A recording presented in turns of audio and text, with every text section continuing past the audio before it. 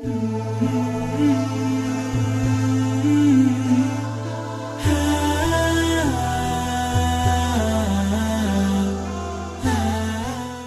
اللہ الرحمن الرحیم انما یرید اللہ لیذہب عنکم الرجس اہل البیت ویطہرکم تطہیرا۔ صدق اللہ مولانا العظیم وصدق رسولہ النبی الکریم۔ کس زبان سے ہو بیاں عز و شان اہل بیت، مدح گوئے مصطفیٰ ہے مدح خان اہل بیت۔ ان کی پاکی کا خدائے پاک کرتا ہے بیان، آیا تطہیر سے ظاہر ہے شان اہل بیت۔ بے اجازت جن کے گھر جبریل بھی آتے نہیں، بے اجازت جن کے گھر جبریل بھی آتے نہیں، قدر والے جانتے ہیں قدر و شان اہل بیت۔ اہل بیت پاک سے گستاخیاں بے باقیاں، لعنت اللہ علیکم میں دشمنان اہل بیت۔ اور تیری نسل پاک سے ہے بچہ بچہ نور کا، تو ہے عین نور تیرا سب گھرانہ نور کا۔ کیا بات رضا اس چمنستان کرم کی، زہرا ہیں کلی جس میں حسین اور حسن پھول۔ انتہائی عزت و توصیف پروردگار ارض و سما کے لیے جو کائنات کے ذرے ذرے کا پالنہار ہے۔ لاکھوں اور لاتعداد درود سرور دو عالم صلی اللہ علیہ وآلہ وسلم اور آپ کی آل پاک کے لیے۔ برادران اسلام، ہم اس دور سے گزر رہے ہیں جہاں ایک شخص اٹھتا ہے اور وہ کہتا ہے کہ یزید معصوم ہے کیونکہ وہ براہ راست قتل حسین میں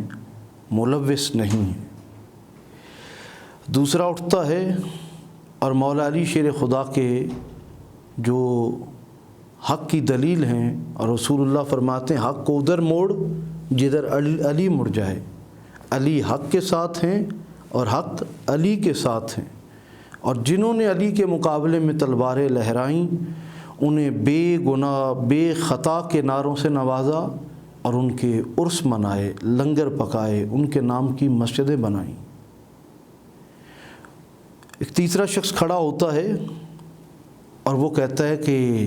یزید پر لعنت کرنا جائز نہیں ہے، تو پڑھائی کو عزت کا حوالہ ہے۔ چوتھا میدان میں آیا اور اس نے تو اپنے آپ کو مکمل فسادی ہونے کا احساس دلایا، اور اس نے محرم الحرام شریف کے مقدس غم و اندوہ کے اس عشرے میں جہاں غیر مسلم بھی جمع ہوں تو شان مولا حسین یا شہدائے کربلا بیان کرتے ہیں۔ اس نے امیر شام کی کانفرنسز اور جلسے کرنے لگتا ہے۔ اسی طرح پانچویں کو بلکہ وہی فرد پھر آگے اٹھتا ہے اور خواجہ بطحا حضرت سیدنا ابو طالب علیہ السلام کو کافر ثابت کرنے کے لیے پورا زور لگا دیتا ہے۔ اور اب تو انتہا ہو گئی کہ ایک شخص اپنے ہی اسٹوڈیو میں بیٹھ کر سیدہ طیبہ طاہرہ زاہدہ عابدہ مخدومہ معلمہ ام ابیہا، کیا کیا وہ القابات ہیں جو اللہ نے سیدہ کائنات سیدہ خاتون جنت سیدہ فاطمۃ الزہرا سلام اللہ علیہا کو عطا کیے ہیں، ان کی بارگاہ میں زبان درازی کی جرت کرتا ہے اور انہیں خطا کار تک کہہ دیتا ہے۔ یہ سلسلہ بہت طویل ہے، میں نے چند مثالیں آپ کے سامنے رکھی ہیں۔ یہ وہ لہجہ ہے جو 1400 سال میں کبھی بھی اہل سنت و جماعت کا نہیں رہا۔ یا تو ان موضوعات کو اہل سنت و جماعت نے کبھی ڈسکس نہیں کیا، اور اگر ڈسکس کیا ہے تو اس میں پھر ہمیشہ نبی اور آل نبی کے ساتھ کھڑے ہوئے ہیں، اور کبھی بھی انہوں نے ان ہستیوں کو نہیں چھوڑا کہ جنہوں نے نبی کریم صاحب الاولاق صلی اللہ علیہ وآلہ وسلم کی آغوش میں تربیت پائی ہے۔ جہاں 1400 سال سے امت مسلمہ اپنے ایمان کی سلامتی اور مضبوطی کا معیار اہل بیت اطہار کو سمجھتے رہے، وہیں قرآن حکیم بھی ہم سے مطالبہ کرتا ہے کہ قُل لا اسألکم علیہ اجرا الا المودۃ فی القربیٰ، اے محبوب انہیں فرما دیجئے کہ پورا دین تم تک پہنچانے پر کچھ نہیں مانگتا مگر میرے اہل بیت سے تم نے مودت کرنی ہے۔ محبت اور عشق نہیں، اس سے بھی اوپر والا درجہ ہے مودت کرنی ہے۔ مودت کا تقاضا تو یہ تھا کہ نبی پاک صلی اللہ علیہ وآلہ وسلم کے گھرانے کا حیا کیا جاتا، لیکن ایک شخص عبا قبا کے اندر، جبہ قبہ اور دستار کے اندر اپنے آپ کو اپنے زوم خیش میں وہ اپنے آپ کو خود مولانا بھی سمجھتا ہو، دین کو کہاؤ کہ میں دین کا عالم ہوں، اور پھر رسول زادی کا کوئی حیا نہ کرے، بنت رسول کے بارے میں جو منہ میں آئے وہ کہہ دے۔ یہ نوحہ بظاہر علامہ شورش کاشمیری نے جنت البقیع کہ اس مقدس مزار جو سیدہ کائنات کا، جس کو آل سعود نے بموں سے اڑایا اور پھر اس کے اوپر بلڈوزر چلائے، امت مسلمہ کا دل زخمی کیا، وہاں کہا تھا کہ جس کی نگاہ میں بنت نبی کی حیا نہ ہو، اس قوم کا نوشتہ تقدیر ہے زوال۔ لیکن آج اسی شعر کو میں اس مولانا کے لیے کہوں گا کہ جس نے کہا کہ وہ خطا کار تھیں، میں کہوں گا کہ جس کی نگاہ میں بنت نبی کی حیا نہ ہو، اس شخص کا نوشتہ تقدیر ہے زوال۔ اسے رسول اللہ صلی اللہ علیہ وآلہ وسلم سے کیا تعلق؟ آقا نے فرمایا تھا سیدہ خاتون جنت کے لیے کہ الفاطمۃ بضعۃ منی، فاطمہ میرے جسم کا ٹکڑا ہے۔ جس طرح سمندر کے ساتھ اس کی موج پاک ہوتی ہے، اسی طرح رسول اللہ صلی اللہ علیہ وآلہ وسلم اگر معصوم ہیں تو پھر حضور نبی کریم سے جڑی ہوئی تمام آل اولاد پاک ہے۔ کہا گیا ہم تو پاکی وہ کیسے تسلیم نہ کریں؟ قرآن کہتا ہے انما یرید اللہ لیذھب عنکم الرجس اہل البیت ویطہرکم تطہیرا، اے اہل بیت ہم نے ہر طرح کی پلیدی اور ناپاکی کو تم سے، نجس کو دور کرنے کا ارادہ کر لیا ہے اور تمہیں خوب صاف ستھرا کرنے کا ارادہ کیا۔ اور اللہ کا ارادہ اس کے مقابل کوئی آ سکتا ہے؟ فعال لما یرید، جو وہ ارادہ کرتا ہے وہ کر گزرتا ہے۔ علی کل شیء قدیر ہے اللہ پاک، یقیناً جب اس نے ارادہ کیا تو اہل بیت اطہار کو پاک کر دیا۔ یقیناً ازواج مطہرات اس کا اولین مخاطب ہیں، لیکن حدیث کساء کو جب ہم پڑھتے ہیں تو چادر تطہیر میں نبی کریم نے اپنے ساتھ 4 ہستیوں کو لیا، اور جب یہ 5 تن اس چادر تطہیر کے نیچے آ گئے تو حضور نے ہاتھ فضا میں لہرائے اور کہا اللہم ہؤلاء اہل بیت انما یرید اللہ لیذھب عنکم الرجس اہل البیت ویطہرکم تطہیرا، میرے رب یہ میرے اہل بیت ہیں، ان سے ہر طرح کی ناپاکی کو دور کر اور انہیں ایسا پاک کر، ایسا صاف ستھرا کر کہ دنیا ان کی طہارت کی گواہی دے۔ 14 صدیاں گزر گئیں، مسلمان تمام مسالک فرقے اپنی اپنی جگہ، لیکن بی بی پاک کی طہارت آپ کی سیرت و کردار کے حوالے سے کسی کافر کو بھی آج تک جرت نہیں ہوئی کہ وہ سیدہ کائنات کو خطا کار کہہ سکے۔ آپ اندازہ لگائیے کہ کیسی طہارت ہوگی۔ ایسی طہارت اللہ نے سیدہ کائنات کو عطا کی ہے جس پر طہارت بھی رشک کرتی ہے۔ گویا قرآن نے کہا کہ ہم نے ہر پلیت کو اہل بیت سے دور کر دیا ہے، گویا کوئی پلیت، کوئی نجس اہل بیت کے قریب آ ہی نہیں سکتا۔ اسی طرح آیا مبالغہ کے اندر جب نبی کریم صاحب لولاک نے اپنے ساتھ حسنین کریمین کو، سیدہ کائنات کو، مولا کائنات کو لیا،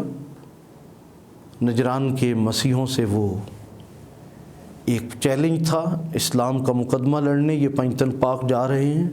سامنے 60 سال سے زائد عمر کا مسیح عالم ہے، اور وہ کہتے ہیں ان کے چہرے دیکھو، اگر یہ پہاڑ کو حکم دیں کہ اپنی جگہ سے ہل جاؤ تو وہ ہل جائے گا، اگر آسمان کو حکم دے تم پر برس پڑے تو وہ آسمان تم پہ ٹوٹ پڑے گا، اور اگر انہوں نے لعنت کے لیے تمہارے خلاف ہاتھ اٹھا لیے تو صبح قیامت تک حضرت عیسیٰ علیہ السلام کا نام لینے والا کوئی نہیں ہوگا، اس لیے بہتری اور عافیت اسی میں ہے کہ واپس چلے جاؤ۔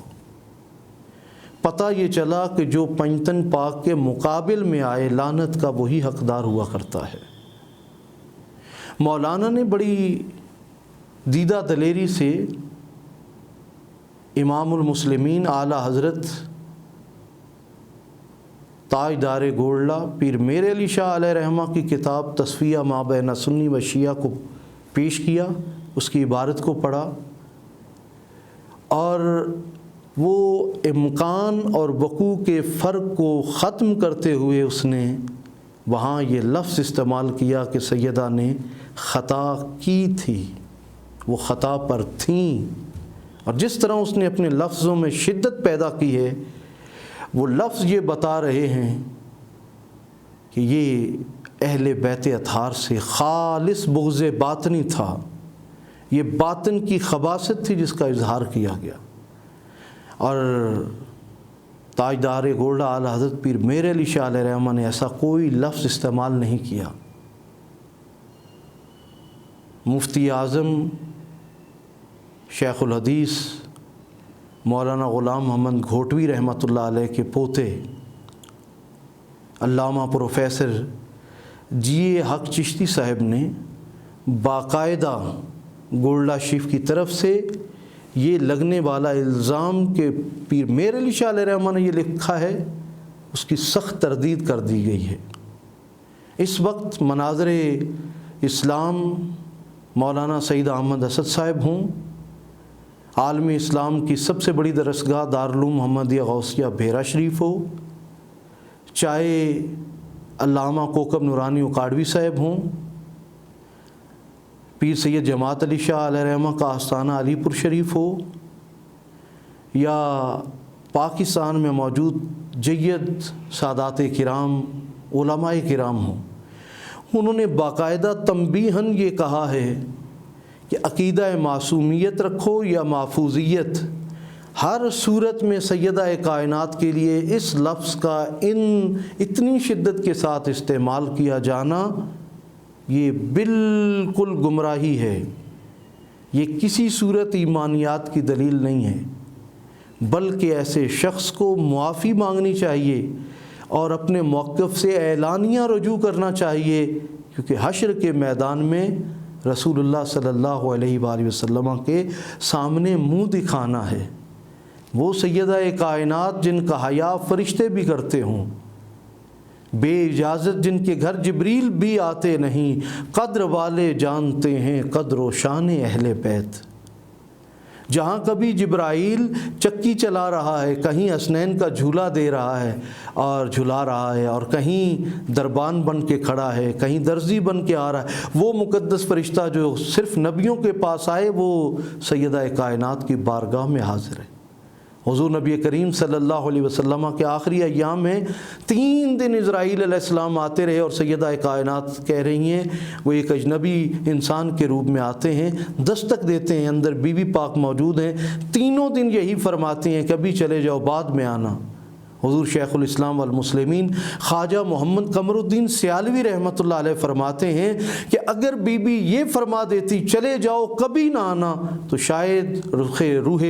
محمدی صلی اللہ علیہ وآلہ وسلم اور حضور کی روح کو قبض کرنے کے لیے اللہ تعالیٰ کو اپنا نظام فطرت بدلنا پڑ جاتا۔ ناظرین کرام، سیدہ کائنات تو وہ ہستی ہیں حشر کے میدان میں، ہم تو امتی ہیں، اللہ تعالیٰ حشر کے میدان میں نبیوں سے فرمائے گا، اصحاب سے فرمائے گا،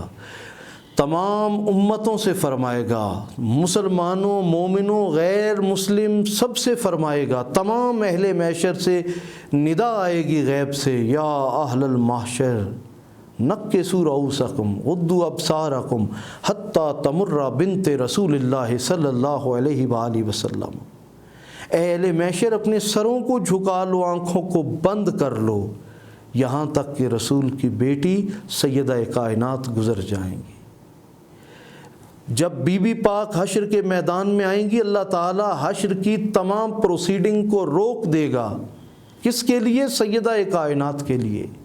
اور فرمایا جائے گا سروں کو جھکاؤ، حیا کی ملکہ گزر رہی ہیں، آنکھیں بند کر لو کہ یہ وہ ہستی ہیں